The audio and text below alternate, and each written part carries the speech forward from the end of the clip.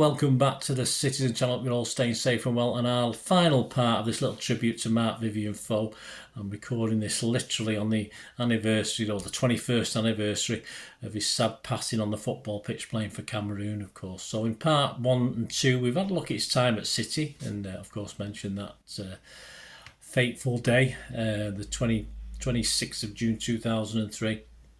And today, in this one, I'm just going to have a look at some tributes that were paid at the time by fans and players, and managers and people who knew Marc at the time. So I'm going to start with the King of the Kippax, this little special there, obviously, issue 114, covered Marc, Vivien, Foe. More than just a footballer was the footnote, and that's a nice thing to say. Let's start with John Burfield in his little column. We'll just have a couple from this. He said, up on the CFATs came the staggering news that Marc, Vivien, Foe had died playing in his country for his country against Colombia.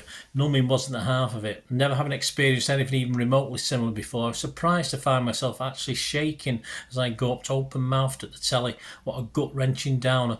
I was only watching him on the end of the season video about 2 hours before, and it's hard to take in that the man I saw heading the ball expertly into the Everton net before setting off towards the bench, and then on remembering where the City fans were, running all the way back across the pitch, beaming from ear hole to ear hole to celebrate with us, is dead. So how, why? I guess we'll find out today. It would be hypocritical of me to pretend that I thought Marc, Vivien, Foe was the greatest footballer ever to grace Main Road. Perversely, even though I didn't really rate him in terms of technique, I was still hoping we'd pick him up on the cheap somehow. Such was the awkward extra dimension he gave us. The big man always tried his hardest, unlike some, never once disgraced the blue shirt. And this era of divers, injury feigners and self-obsessed prima donnas, that's a decent enough tribute to itself. He should have been proud of himself and what it last season. 9 goals, 10 goals from the centre of midfield. He's got 9. Probably the best record in the Premiership in that respect. Manchester City will be worse for his absence for all manner of reasons, but this isn't about City. It's just the only way I have of contextualising it, and no one should feel sorry for us. It's simply about the unbelievably tragic death of a, by all accounts, generous, happy, go-lucky, and to judge from the tears of Thierry Henry, Marseille, Desailly and company, hugely popular. 28-year-old family man. Religion means next to nothing to me, but I hope there's a God, and I hope Marc is with him, and I trust that City will do something to honour his memory. So that was John Burfield, and then a bit further on in the magazine, Blue Invective column, I think that's Scott Derry did the Blue Invective. Just a little look at what he had to say. He said the following article was started a couple of days prior to the death of Marc, Vivien, Foe. It took me a few days before I was able to concentrate enough to sit down and complete it. I was listening to an update on the Cameroon-Colombia match on TalkSport when the incident occurred, and I immediately feared the worst. I don't know why I had to switch the broadcast off before I reached my next client. It wouldn't have seemed particularly professional to suggest that I couldn't give a driving lesson because a man from Cameroon had just died. That's what I knew would happen had I continued to listen to the reports and had my worst fears confirmed. Upon completion of the lesson, after kicking the poor lad out of my car as quickly as possible, I switched the radio on to hear tributes pouring in from across the world. I went cold all over. That 20-minute drive on a sunny June evening seemed almost surreal. I saw the kids swimming in Tetanol pool and the skater boys on the park, bikers outside the pub next to Harley Davidson shop in Chapel Ash, and what looked like an Indian wedding celebration. Everywhere I looked, everyone was enjoying the beautiful summer weather, and I was stunned into a cold, morbid silence because a man from Cameroon had just died. How can you just collapse and die at 28 years of age? One thought I couldn't get rid of was that I was going to be 28 in exactly 1 week's time.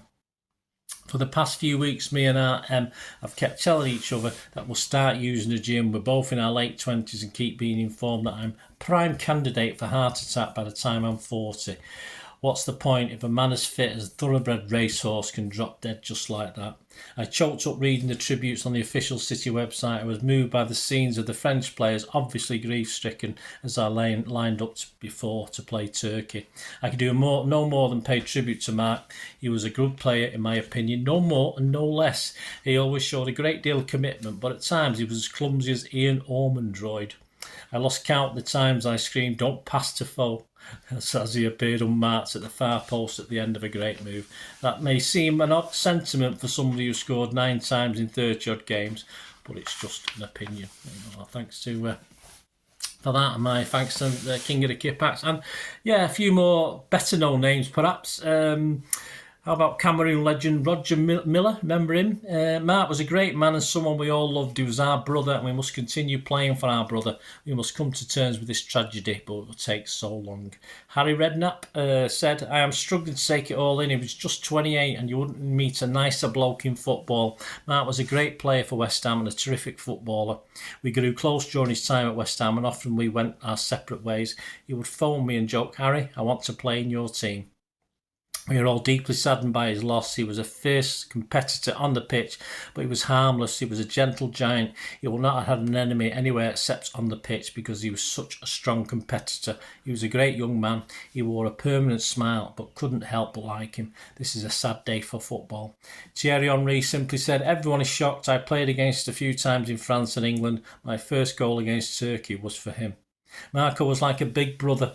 He was a rock, an extraordinary guy, said Gregory Coupel, the France goalkeeper. Nicky Weaver of City said, Marc was a very private person, though he wasn't averse to saying something when it needed saying. He was one of the most genuine, likeable blokes you could ever meet, and I know I speak for all the lads when I say that you could say he was a gentle giant, an incredible strong bloke, a great athlete with a great caring side too. Marco looked out for all the kids in and off the pitch, on and off the pitch. Everyone liked him, and that is unusual in the dressing room. You will not find anyone with anything but good things to say about him. We will all miss him. Robbie Fowler said, "I just can't believe it. It's absolutely incredible. It's awful. Marc was such a genuine person, one of the most popular players in the squad at City, and this is just tragic news. I was with him a few weeks ago at the end of the season. I thought I would see him at the start of the next season because we all believed he would re-sign for City. What can I say? I know all the lads will miss him because he was a great character, one of the nicest men in the squad. He was an incredible athlete too. He had one of those physiques which showed just how much he put into looking after himself. It is so unbelievable. I feel so sorry for his family, as do all the City players." Chairman of City then, John Wardle, said, "Our fans thought the world of him. He was a great guy to have around the club. Everyone loved him." And finally, we'll leave the last little tribute here to, well, his manager in that last season, of course, Kevin Keegan. This is what Kevin had to say about Marc. "Marc was not only a special footballer, but a very special person. You only have to look at the range of tributes that have come in to realise the regard and respect in which his fellow professionals held him. Not only will the player's football ability and his contribution to City's return to the Premiership be missed, but also his humanity and infectious personality which touched everyone at the club.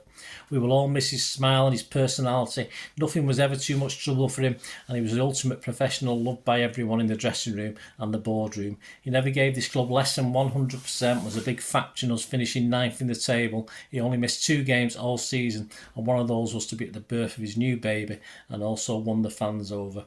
We were all distraught, especially Arthur Cox, who loved Marco. Our hearts go out to his young family, and Manchester City will do all we can for them at this terrible time. I felt it a privilege to work with him for the past year, and we're still in the process of trying to negotiate a deal that would have made him a City player. You perhaps had to get to know Marc a bit to fully enjoy his personality, certainly his dress sense, but he was universally liked. Everyone knows what a wonderful player he was, but more than that, he was a fine human being. I will never forget the day I blasted him for not looking me in the eye when I was telling him something, and the knock on the door that followed a few minutes later when he informed that where he came from, if you respected someone, you didn't look them in the eye. He had the ability to make us all smile and feel better. We will miss him." There you go. Well, we enjoyed that, guys. That little, and certainly enjoyed putting it together. Great memory, as I say, at the 21st anniversary of the passing of Marc Vivien Foe. And yeah, if you haven't watched parts 1 and 2, guys, just have a quick look at those as well. So that's all. They were taken, those excerpts there for the players and managers, etc., were taken from the Manchester City July 2003 magazine. That's a little tribute to Marc in there. Marco was and still is sadly missed, but he'll never be forgotten by the fans or many, many other people as well. Rest in peace, Blue. Let us know any memories, guys, you've got. Be great to hear from you. Until we meet again, that's one thing, don't please stay safe, everyone. Thanks for watching. Bye for now.